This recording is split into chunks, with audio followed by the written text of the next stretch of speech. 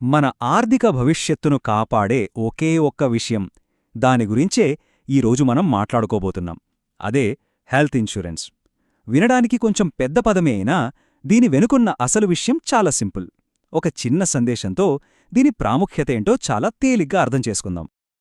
అసలు ఒక సరైన అడ్వైజర్ లేకుండా హెల్త్ ఇన్సూరెన్స్ తీసుకోవడమంటే మ్యాప్ లేకుండా డ్రైవింగ్ చేయడం లాంటిది. ఒక్కసారి ఊహించుకోండి, ఎక్కడికి వెళ్తున్నామో తెలియదు, దారి తెలీదు, చేతిలో మ్యాప్ లేదు. ఆ ప్రయాణం ఎంత కన్ఫ్యూజింగ్గా, ఎంత ప్రమాదకరంగా ఉంటుందో కదా. మన ఆరోగ్య ప్రయాణం కూడా అంతే. సరైన పాలసీ లేకపోతే అచ్చం అలాగే ఉంటుంది. అవును, ఒక మ్యాప్ ఏం చేస్తోంది?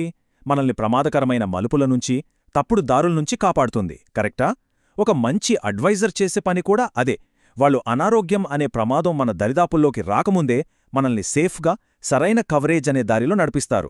అంటే సింపుల్గా చెప్పాలంటే, తుఫాను వచ్చాక గుడుగు కోసం పరిగెత్తడం కాదు, ఎండగా ఉన్నప్పుడే గుడుగు చేతిలో పట్టుకోవడం తెలివైన పని. సరే, అంతా బానే ఉంది. కానీ ఒకవేళ ఆ మ్యాప్ను పక్కన పడేస్తే, నిర్లక్ష్యం చేస్తే, వెయిట్ చేస్తే ఏమవుతుంది? అలా ఆలస్యం చేస్తే మనకోసం 3 పెద్ద ప్రమాదాలెదురుచూస్తూ ఉంటాయి.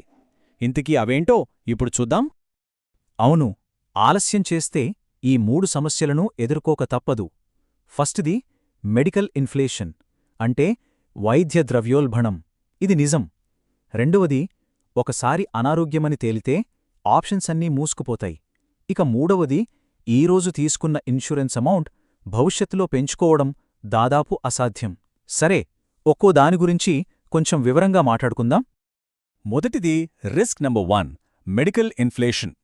ఇది మనకు తెలియకుండా సైలెంట్గా మన సేవింగ్స్ మొత్తాన్ని తినేసే ఒక రాక్షసి లాంటిది. ఒక్కసారి ఆలోచించండి. ఈరోజు ఒక ట్రీట్మెంట్కి ₹1,00,000 అవుతుందనుకుంటే ఒక 10 ఏళ్ల తర్వాత 5 లక్షలు కూడా సరిపోకపోవచ్చు. మనం రక్తం చెమటగా మార్చి సంపాదించిన డబ్బంతా ఒక్క హాస్పిటల్ బిల్లుతో మాయమైపోకుండా ఉండాలంటే ముందుచూపనేది చాలా చాలా అవసరం. ఇక రెండవది, ఇది చాలా చాలా ముఖ్యమైన పాయింట్.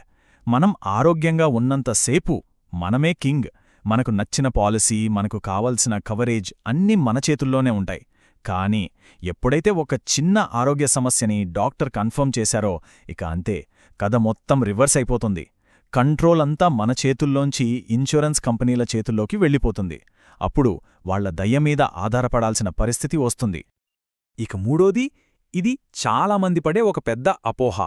సరేలే, ప్రస్తుతానికి ఒక చిన్న పాలసీ తీసుకుందాం, తర్వాత అవసరమైనప్పుడు పెంచుకోవచ్చు కదా అని అనుకుంటూ ఉంటాం. కానీ అది చాలా పెద్ద తప్పు. ఎందుకంటే వయస్సు పెరిగే కొద్దీ లేదా ఏదైనా చిన్న హెల్త్ ఇష్యూ వచ్చినా సరే కవరేజ్ని పెంచడం దాదాపు ఇంపాసిబుల్. ఎలా ఉంటుందంటే మనం పైకెక్కాలనుకున్న నిచ్చెన సరిగ్గా మధ్యలోనే విరిగిపోయినట్టు ఉంటుంది పరిస్థితి. ఓకే, ఇన్ని ప్రమాదాల గురించి చెప్పాక కొంచెం టెన్షన్ రావడం సహజం. కానీ భయపడాల్సిన అవసరం లేదు. ఎందుకంటే వీటన్నింటికీ ఒకే ఒక్క పరిష్కారం ఉంది. ఒక సింపుల్ ఫార్ములాతో మనల్ని మనం ఎలా కాపాడుకోవచ్చో ఇప్పుడు చూద్దాం.